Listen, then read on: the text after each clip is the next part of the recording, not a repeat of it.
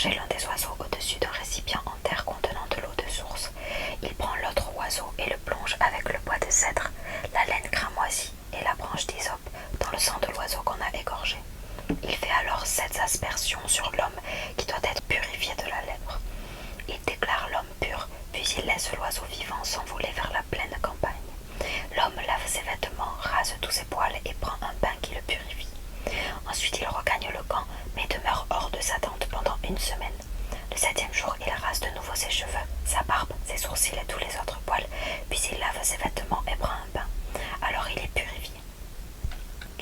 Le 8e jour, l'homme prend 2 agneaux sans défaut, une agnelle d'1 an sans défaut, une offrande de 9 kilos de farine pétrie avec de l'huile et un demi-litre d'huile. Le prêtre qui préside la cérémonie place l'homme avec ses présents devant le Seigneur à l'entrée de la tente de la rencontre. Il prend celui des agneaux qui est destiné à un sacrifice de réparation, de même que le demi-litre d'huile, et il les présente devant le Seigneur avec le geste rituel. Il égorge l'agneau à l'endroit où l'on égorge un animal offert en sacrifice pour le pardon ou en sacrifice complet, c'est-à-dire dans un endroit réservé du sanctuaire. En effet, le sacrifice de réparation, comme le sacrifice pour le pardon, est une offrande strictement réservée à Dieu et qui revient au prêtre. Le prêtre prend du sang de l'animal et en dépose sur le lobe de l'oreille droite de l'homme, ainsi que sur le pouce de sa main droite et de son pied droit. Il prend ensuite l'huile et en verse dans sa main gauche. Il y trempe son index droit et fait 7 aspersions devant le Seigneur. Puis il en dépose un peu sur le lobe de l'oreille droite de l'homme, ainsi que sur le pouce de sa main droite et de son pied droit, là où il a déjà déposé du sang de l'agneau. Il verse l'huile qui reste dans sa main sur la tête de l'homme et effectue sur lui le geste rituel de la purification devant le Seigneur.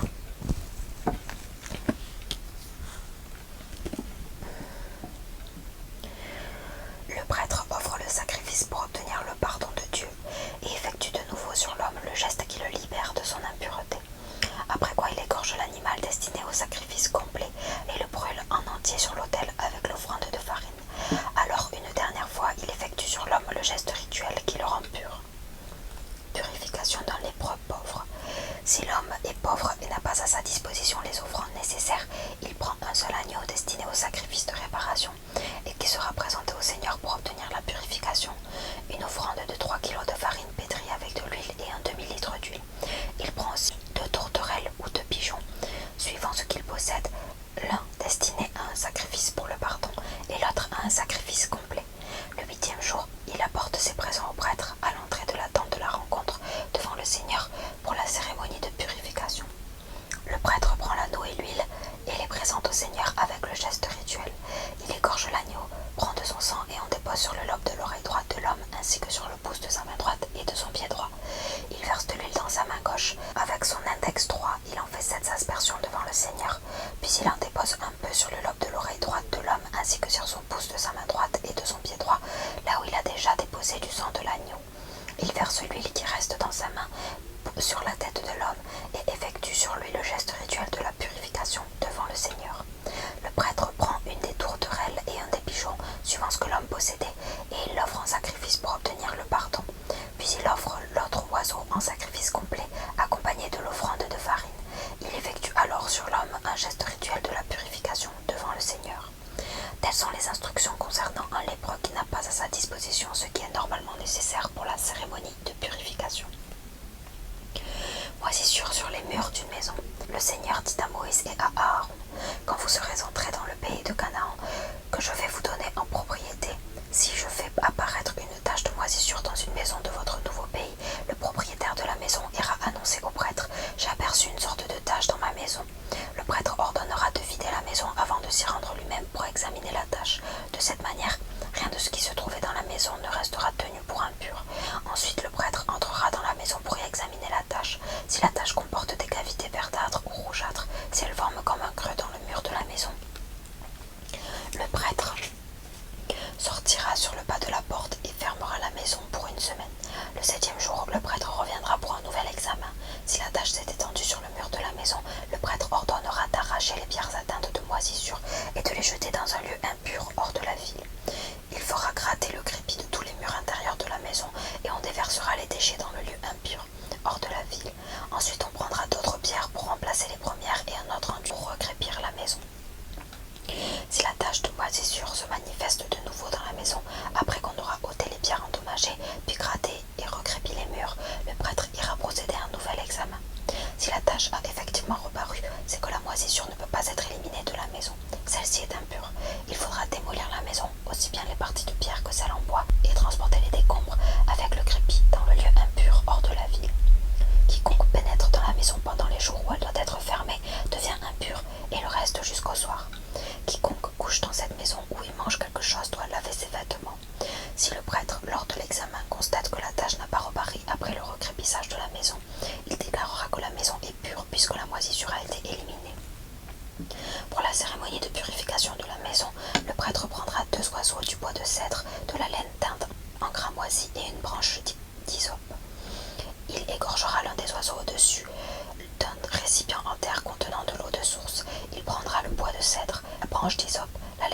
cramoisi et l'autre oiseau. Il les plongera dans le sang de l'oiseau qu'il a égorgé, et dans l'eau de source il fera 7 aspersions sur la maison. Il éliminera ainsi l'impureté de la maison au moyen du sang de l'oiseau, de l'eau de source, de l'oiseau vivant, du bois de cèdre, de la branche d'hysope et de la laine cramoisie. Il laissera l'oiseau vivant s'envoler hors de la ville vers la pleine campagne. Il effectuera sur la maison le geste rituel qui la rend pure, alors elle sera pure. Telles sont les instructions concernant les diverses formes de lèpre, de teigne, de boursouflure, de dartre, de taches luisantes ou concernant les moisissures qui apparaissent sur les vêtements ou dans les maisons. Ces instructions permettent de déterminer dans quel cas les personnes ou les objets sont impurs et dans quel cas ils sont purs. Impureté sexuelle de l'homme. 15. Le Seigneur dit à Moïse et à Aaron de communiquer aux Israélites les instructions suivantes. Quand un homme est atteint d'une infection de ses organes sexuels, l'écoulement qui en résulte est impur. Cet écoulement peut s'échapper des organes ou les obstruer de toute façon. L'homme est impur. Par conséquent, tout lit où cet homme se couche et tout siège sur lequel il s'assied devint impur. Celui qui touche ce lit doit laver ses vêtements et se laver lui-même. Il reste impur jusqu'au soir. Celui qui prend place sur un siège où l'homme malade s'est assis doit laver ses vêtements et se laver lui-même. Il reste impur jusqu'au soir. Celui qui touche l'homme malade doit laver ses vêtements et se laver lui-même. Il reste impur jusqu'au soir. Si l'homme malade crache sur un homme en état de pureté, ce dernier doit laver ses vêtements et se laver lui-même. Il reste impur jusqu'au soir. Toute celle sur laquelle l'homme malade a voyagé devient impure. Quiconque touche un objet qui a été placé sous l'homme malade est impur jusqu'au soir. Celui qui transporte un tel objet doit laver ses vêtements et se laver lui-même. Il reste impur jusqu'au soir. Celui que l'homme malade touche sans s'être lavé les mains doit laver ses vêtements et se laver lui-même. Il reste impur jusqu'au soir. Tout récipient en terre que l'homme malade touche doit être brisé. Tout récipient en bois doit être rincé à grande eau. Quand l'écoulement qui rendait l'homme impur prend fin, l'homme doit attendre 1 semaine avant d'être en état de pureté. Il lave ses vêtements et se lave lui-même à l'eau de source, après quoi il est purifié.